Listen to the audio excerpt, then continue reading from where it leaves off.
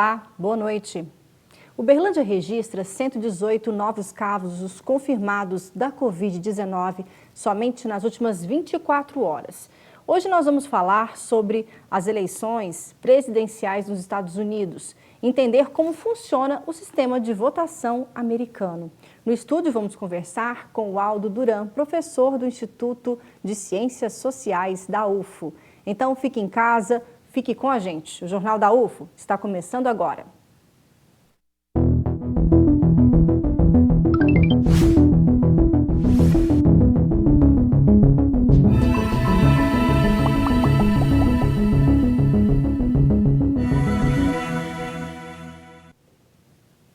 Agora uma boa notícia, a TV Cultura será retransmitida por mais 14 emissoras no estado de Minas Gerais. São mais 7 milhões de telespectadores que passarão a acompanhar diariamente a programação da nossa TV Cultura. Veja.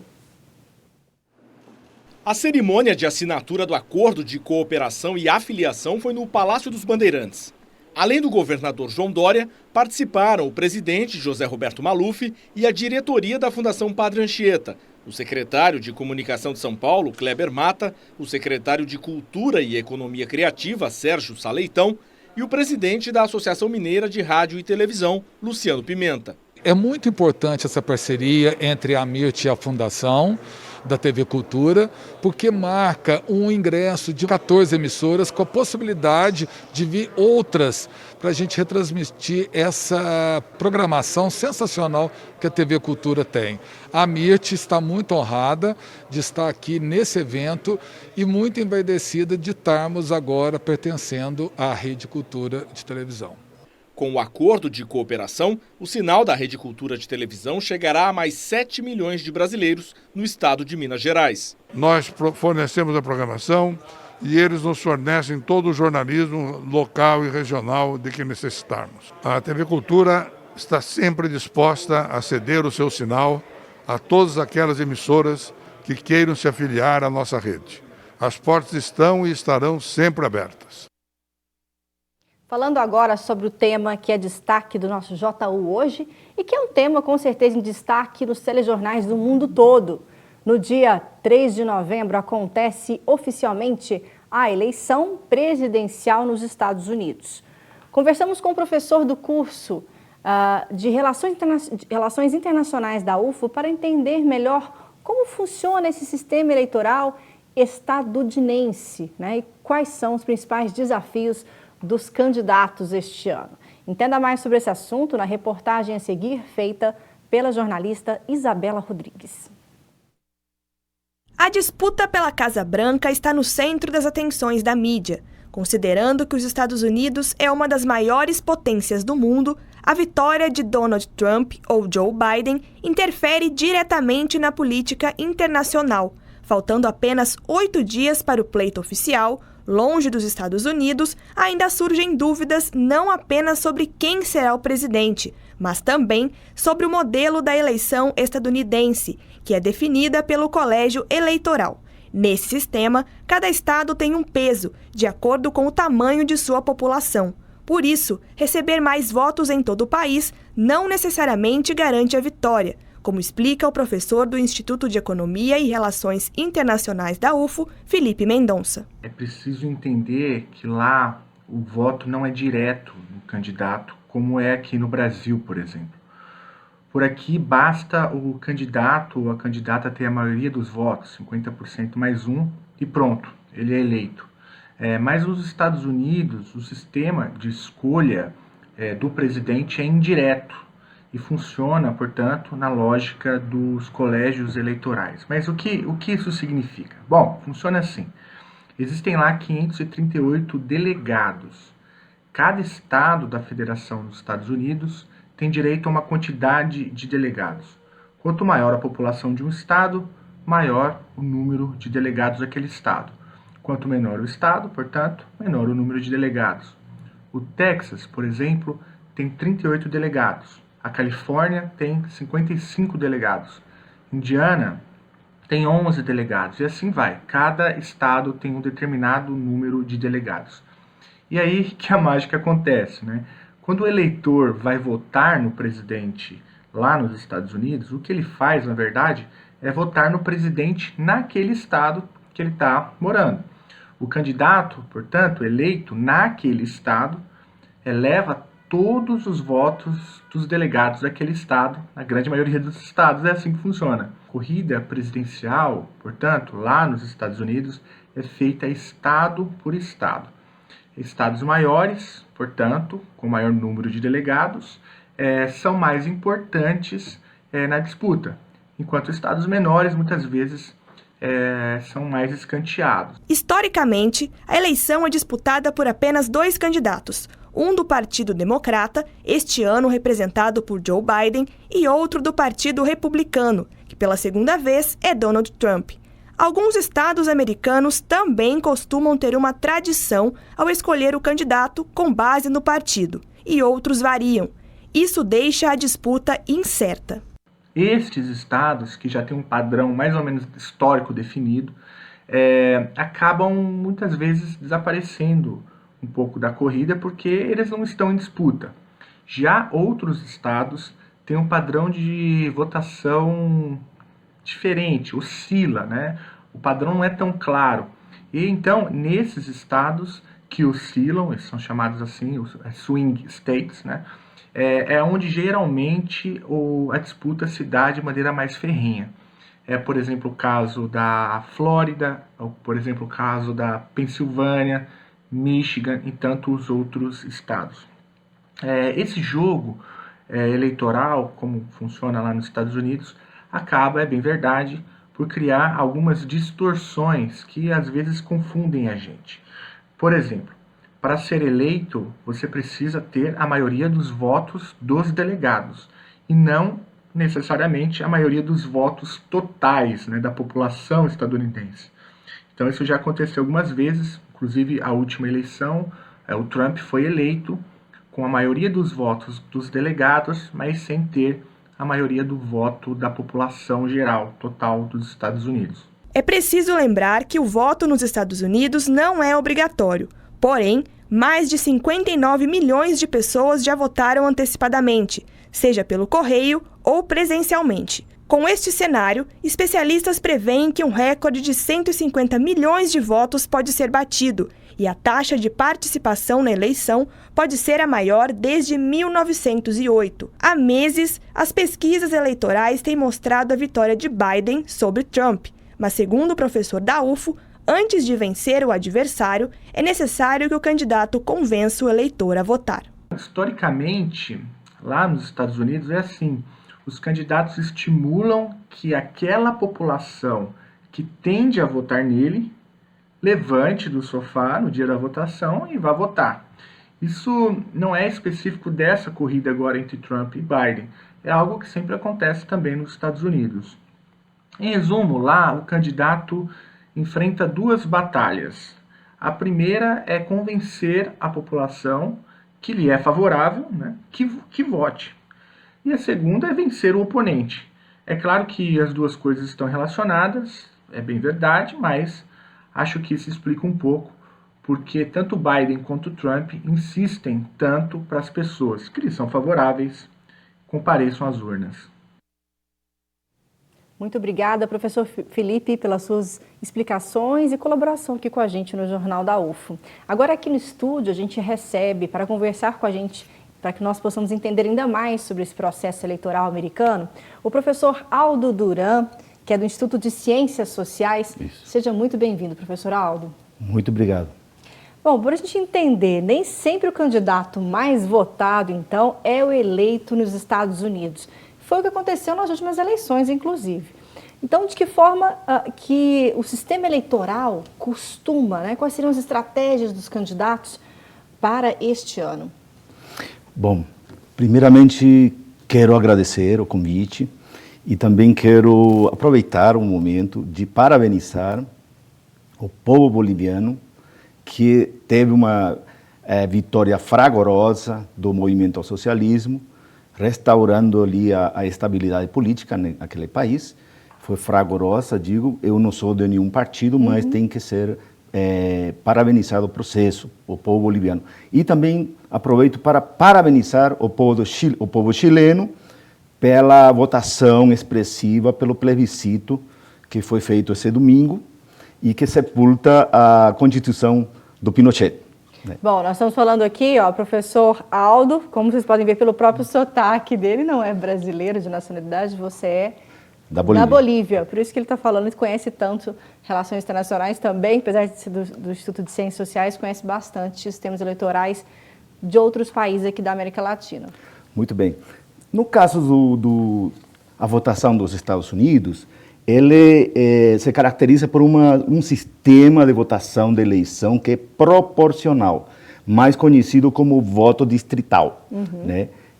No caso fora dos Estados Unidos, e também tem outros países que têm o mesmo sistema, a Alemanha, por exemplo, para falar um exemplo, no caso do Brasil e outros países, tem o sistema de votação eleitoral do sistema absoluto.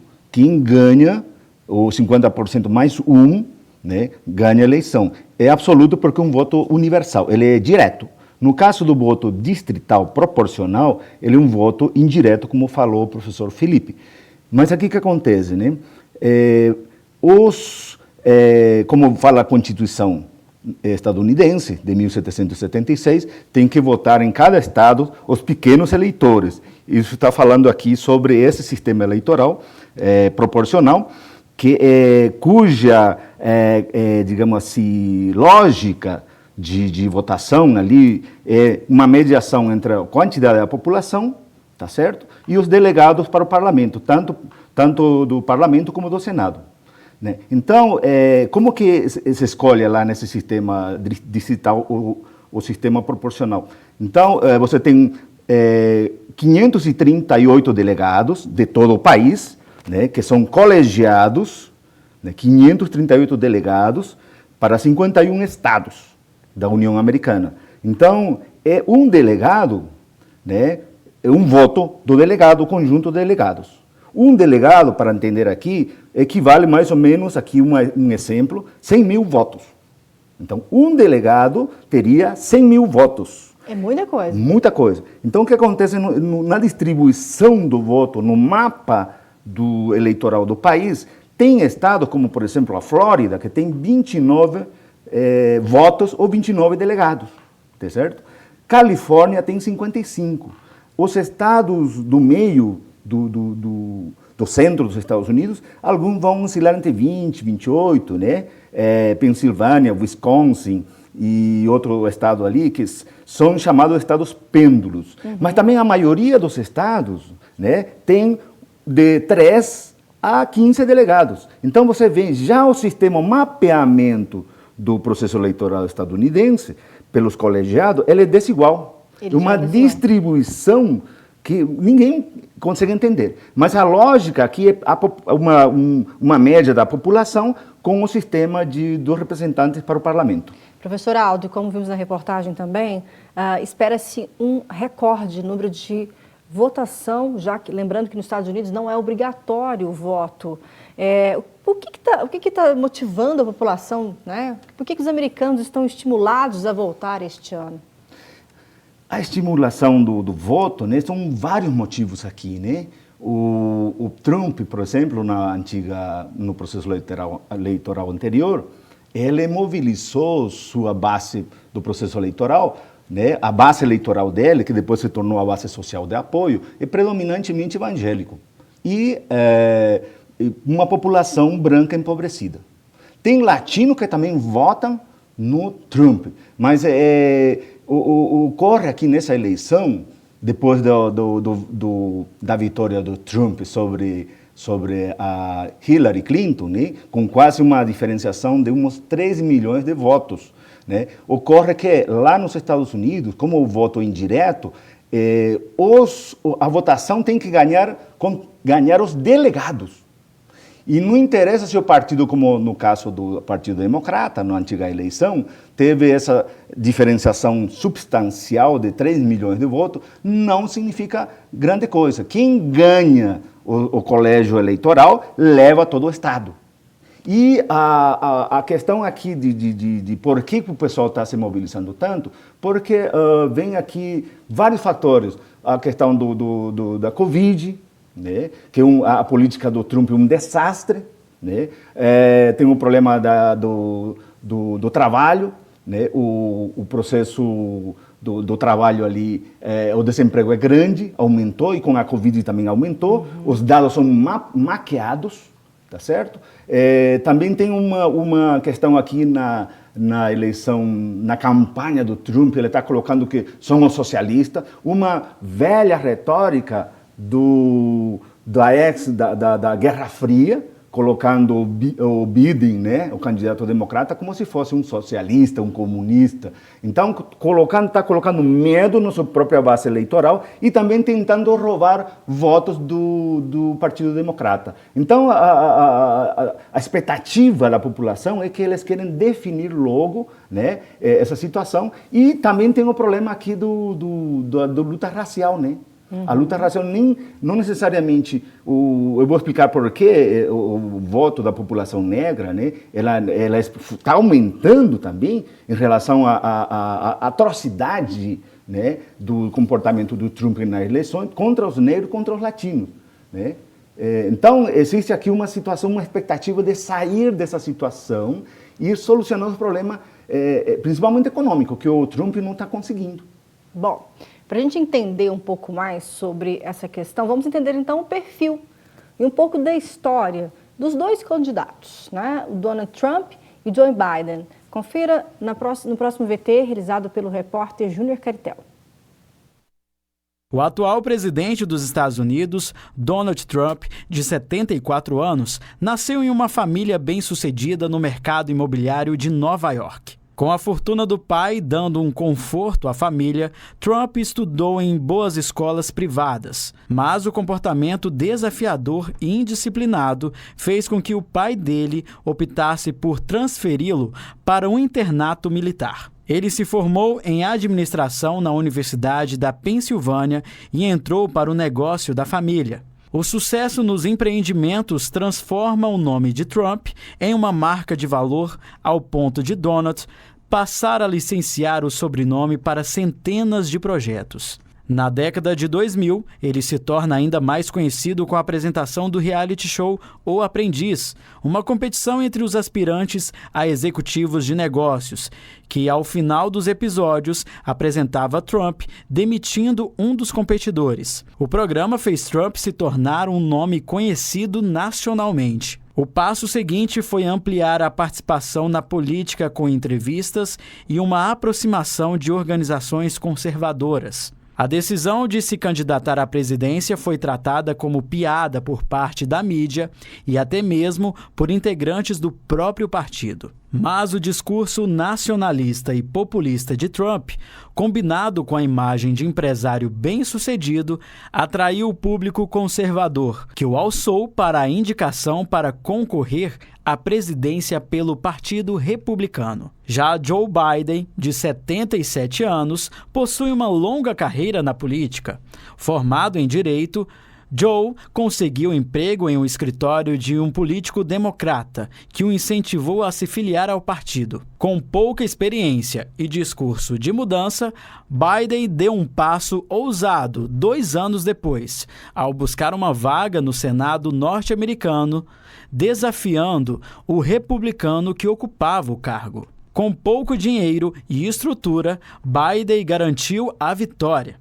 Essa foi a primeira de 7 vitórias consecutivas entre 1972 e 2008, quando ele abriu mão do Senado para ser vice-presidente dos Estados Unidos durante o governo de Barack Obama. Ao longo da trajetória como senador, Biden ficou marcado pela presença nos debates sobre assuntos internacionais e pela grande capacidade de negociar soluções entre o partido que fazia parte e a oposição. Mas ele também se envolveu em polêmicas ao se posicionar contra pautas progressistas e a favor de guerras, posições das quais ele se arrependeria depois. Biden se consolidou entre o eleitorado negro e do centro.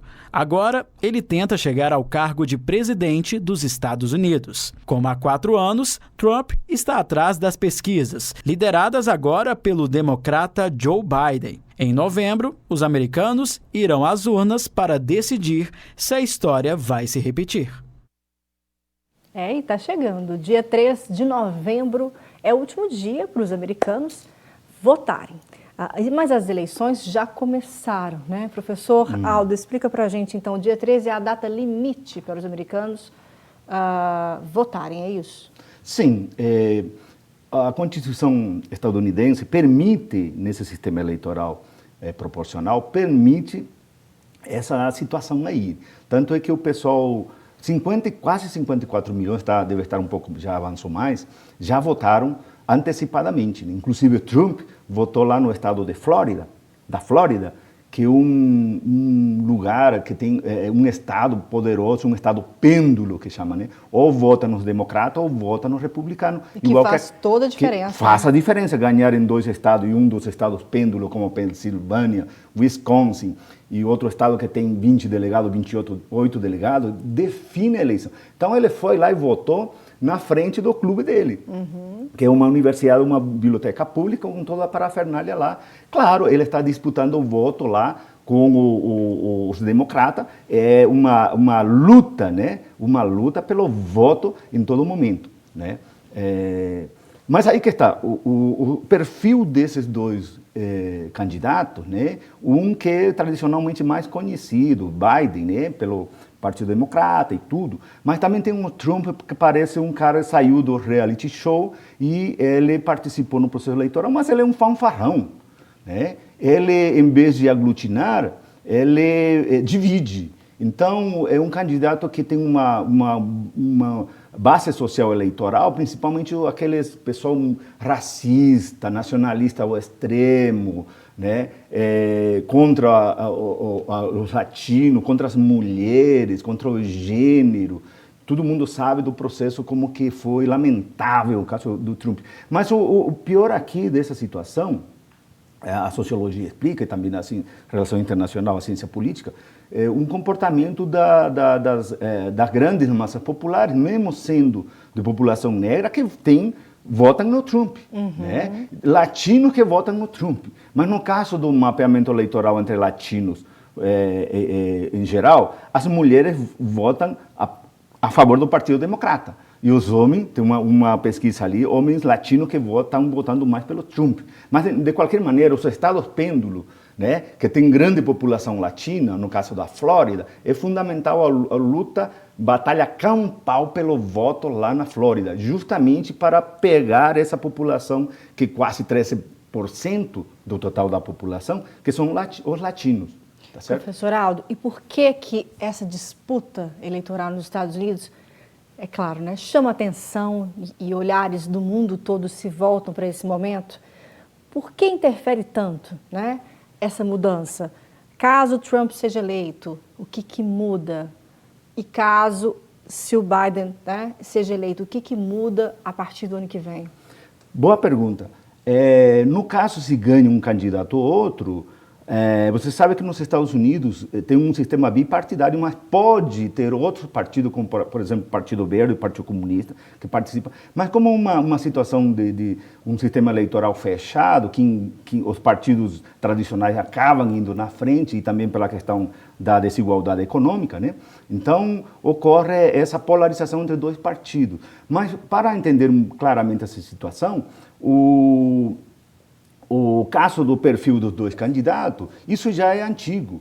Muda o candidato conforme o partido. O Trump, por exemplo, tentou entrar no Partido Democrata e tentar dar o golpe. Não conseguiu lá, só conseguiu mudando para o Partido Republicano. Ele ganhou as prévias e tudo e foi dando golpe dentro do partido e se tornou presidente. Então você vê um cara oportunista, né? Agora, o que está por trás dessa questão aqui? Se na essência da política internacional ou da política no próprio Estados Unidos, não é que os 2 partidos são iguais, mas na essência eles representam diferentes frações do capital. tá certo? E está aqui a diferenciação, por que impacta o resto do mundo. Impacta inclusive no Brasil. No Brasil. Né? Nos próximas eleições presidenciais. Exatamente. Os republicanos tradicionalmente representam o capital petrolífero, como o próprio, no último debate apareceu, o Trump falando que Biden vai destruir a indústria petrolífera, mas na verdade não. O que o Biden tem um programa na sua forma, um programa que na verdade são formas diferentes de representar o capital financeiro internacional, o grande capital. Então, essa diferenciação aqui é de forma, né? O que ocorre aqui? Mantendo a representação desse grande capital, que tradicionalmente pelos republicanos, os demócratas eles lutam pela hegemonia de outro setor do próprio capital financeiro internacional. Mas tem uma diferença ali e impacta diferentemente nos países. Olha, esse assunto é muito bom e é claro que nós vamos acompanhar o desenrolar dessa história no dia 3, próximo dia 3, aqui no JU. A gente volta a falar sobre esse assunto e a gente, é claro, convida o professor Aldo para continuar esse assunto com a gente aqui. Infelizmente, o nosso tempo do jornal já chegou ao fim, então eu te agradeço muito pela audiência e você fica agora com o projeto Escola em Casa. Amanhã nós vamos falar sobre saúde bucal. Professor Aldo, muito obrigado pela sua participação. Eu que agradeço. E para você, uma boa noite. Boa noite. Obrigada.